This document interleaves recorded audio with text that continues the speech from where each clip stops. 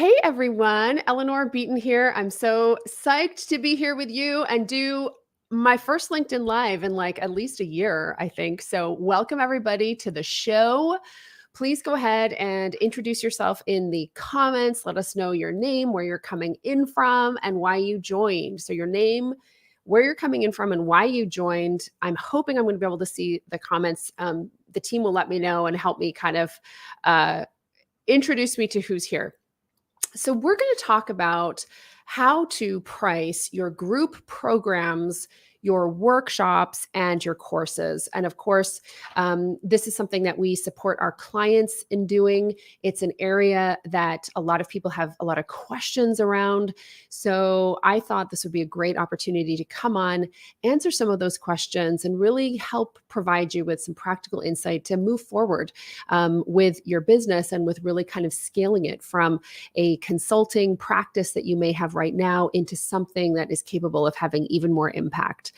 So, the context to this and the reason that we are doing this now is because the market for online education is absolutely booming. So, according to the World Economic Forum, according to their research, the market for online education, so think about things like group programs, they could be workshops that you offer and you sell into the corporate market. They could be courses that you sell to organizations to help their employees do better. All of that those kinds of programs. The market for that was 144 billion USD globally in 2019. And according to the World Economic Forum, it's projected to increase to 350 billion USD by 2025. So that is a massive increase. Hello, friends. Nice to see you guys here.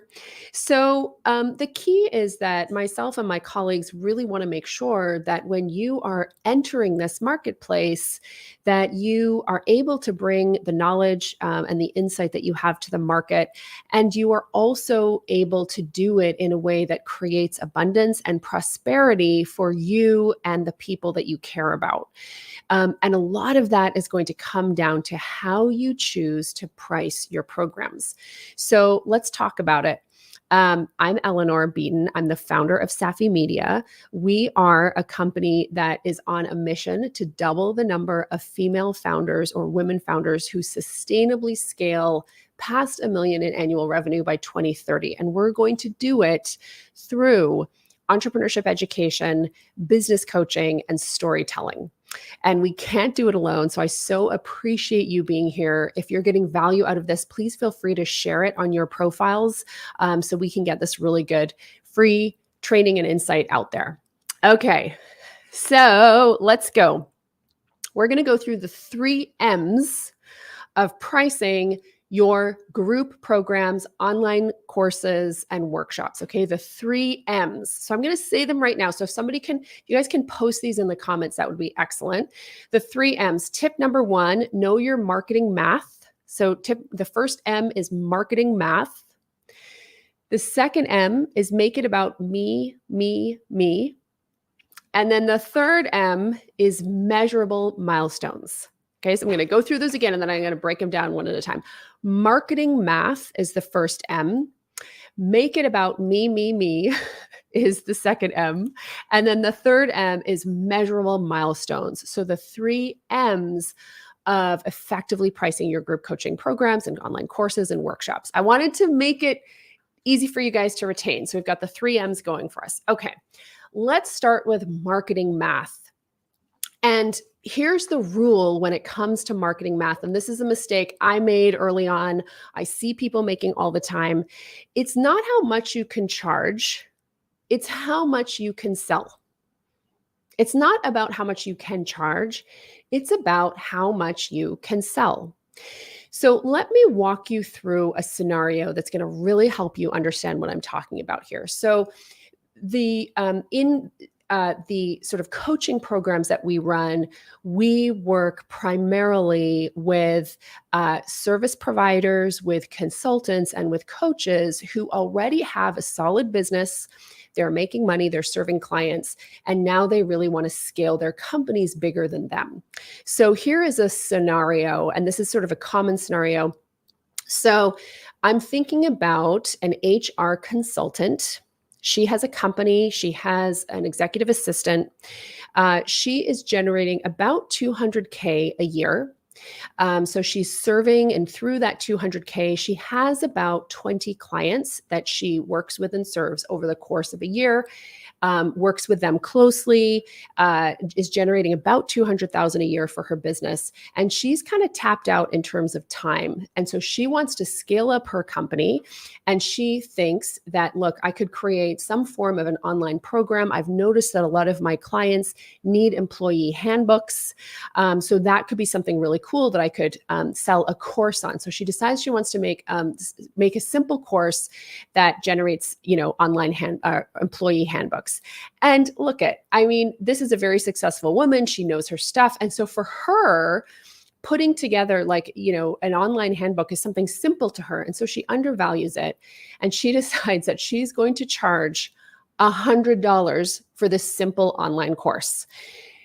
Yes. Okay. And before you laugh, we have had, and coaches I know Rose and Kate, you guys are here.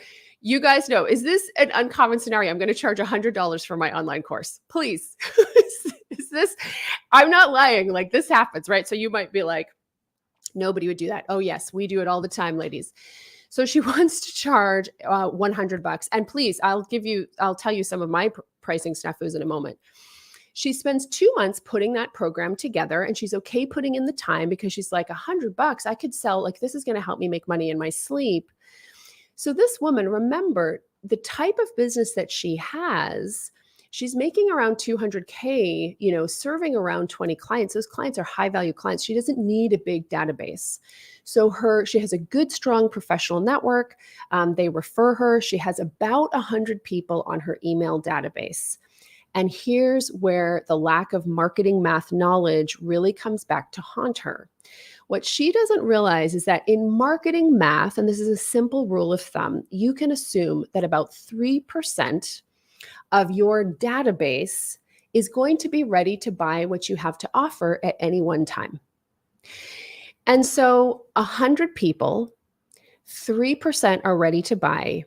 That means that she sells 3 programs for $300.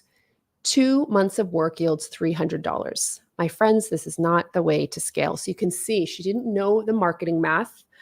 And because of that, the pricing model and pricing structure didn't work. This is really common for consultants and coaches, people who have, we are serving clients at a high level. We're charging pretty good money. And then when we start to try to put that into more leverage where we can serve one to many, we don't know our marketing math. And so we price things in a way that are not sustainable for the business. Okay, so that's the first thing. Know your marketing math. Now, we talk a lot about marketing math in our programs. There's a lot more to this, but I really wanted to give you a taste and a sense of marketing math. Know your marketing math. Okay, so that's thing number one. Now, here's the sort of more on this. I really strongly encourage you. We're going to be getting into some of this content a little bit more next week on a webinar that we have coming up that really helps you understand how to build and connect into lucrative audiences, lucrative groups, and how to make sure that you're charging appropriately inside, that business model that you have. And so I strongly encourage you to go to eleanorbeaton.com/niche. And that's where you're going to be able to sign up for a free workshop that we have that helps you put some of what I'm dropping here today into more practical action in your business. Okay. So I'm going to come back. So Linda, yes, your database would be your mailing list. That's what so you have your LinkedIn network, which is a little bit of a bigger network. And then from that, you're going to have a smaller database of people. And that's what we would, who have said, yes, I want to be on your mailing list. So that's sort of how I would separate those out. I hope that's helpful, Linda. Okay. Know your marketing math. Number 2, are you guys ready for the second M? Are you ready for the second M? because I just can't proceed until I hear a little bit of I'm ready. So let's get into the second M of the 3 M's of pricing your programs. So make it about me, me, me. This is where we really start to get into the concept of niching that people are really scared about, that they often misunderstand. But let me kind of share with you what I mean. People will always pay more for specialized knowledge that they feel is directly applicable to them, their circumstances, and their industry. I'm going to repeat it. People will always pay more for specialized knowledge that they feel is targeted and specialized and customized to themselves, their industry, their unique circumstances. And we have certainly heard this. So one of our clients, her name is Kaylee Lindum. She's a graduate of a program that we run called Power Presence Position. This is a woman who scaled her company from 300,000 to 1 million. Really fantastic entrepreneur. And this is really interesting. So she is a business growth strategist. And she's essentially a business and leadership coach. And she serves women founders exclusively in medical aesthetics. So she decided that she was going to use her background as a very successful sales rep in the medical aesthetics industry. And when she started her business, she decided that she would really, her niche actually was bigger than this. And we really worked with her to focus it in. And that's part of, where that tremendous growth comes from, but served women founders in medical aesthetics.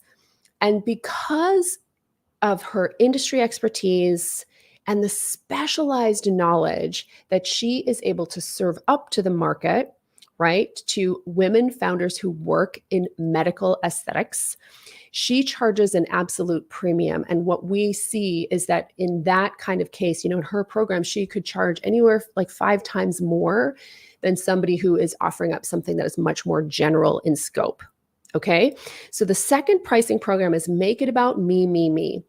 Why does this apply so much to group programs? So I want you to think about when you're offering your consulting or your coaching on a one-on-one basis, you, by virtue of that relationship, you are able to make it highly specialized and customized to them. When you start stepping back and scaling up your business and saying, I'm going to bring this knowledge and expertise to multiple people at once, you definitely lose some of that ability to make it all like exclusively about them. So that means that it becomes much more dependent on your niche and much more dependent on creating this program in a way to make it specific. Now, this is where there can be a lot of fears. You may be like, but I can't see myself being industry specific. And to be clear, there's lots of ways to tailor your knowledge, to tailor what you offer in a very specific way. That doesn't mean you serve only one industry, right? There's different ways to niche, but this is where niching becomes so critical, because without the niche, your buyers will not understand that it is tailored and specific to them. And when you tailor something specifically, you are able to command much more money, selling the same knowledge and information that if you served it up to a broader, more generalized audience, you would be able to charge much less, right? So that's the second one. Make it about me, me, me. And the real takeaway here is specialized knowledge, when it's packaged that way, always commands higher prices. And again, if you are in this situation, you have a good business, you want to take it to great, it's not about adding more, it's about subtracting first so that you can multiply. That is the key to scaling a service-based business. And when you think about it, as service providers, we are offering a highly skilled thing. And so to scale that complexity requires greater focus. So specialized knowledge always commands higher prices, and this will impact how you price those group programs and workshops. And again, I strongly encourage you, where we'll take a bit of a bigger deep dive on this concept of niching, to really explore what it is and what it could look like for your business. Come to the webinar. It's happening next week, eleanorbeaton.com/niche. Rose has got it there. Thank you so much. Okay. Linda agreed. No, the niche is not always an industry. It's not. And I think this is like, I hope everybody's relieved by this. It does not always have to be an industry. It can be an area of focus. Right. And that's kind of the key. So for instance, I'll give you an example. So a good friend of mine, her name is Amanda Tress. She works in the health and fitness arena, and she decided to niche in terms of an area of focus, which was intermittent fasting. So her company is called The Faster Way to Fat Loss. So in a sea of all kinds of different options, she niched down not to a specific industry, but to a specific sort of methodology. Right? So that's a great example. Awesome question. All right. So that was tip number 2. Make it about me, me, me. Are you guys ready for tip number 3? Measurable milestones. Let's do it. So the next piece here that I wanted to share with you guys is measurable milestones. So just like people are going to pay more for specific industry-specific knowledge or a specific area of focus, they will also pay more for measurable milestones and specific outcomes. And this is an area where we end up doing a lot of work with people. And I want you to think about why that is. So I made a mistake. Well, I don't know if it was a mistake. It was just, I did this common thing earlier on in my career where it was my first like in-person workshop. So again, not one-on-one coaching. It was an in-person workshop, and it was called your big leap. That's what it's called, your big leap. And it was solving a problem that I thought a lot of the women that I served have, which is, what should I do next? Like, what should my next step be in my career path, or that kind of thing? And taking the next step in your career is a very general topic. Right? And so I struggled to get people there for $197. And this was a full day. We were in a beautiful venue. I fed them. Like, it cost me money to deliver this workshop. But of course, I got a lot of valuable lessons. I don't want you to get those same lessons. I already got those lessons. Like, go get new lessons and share them back with us.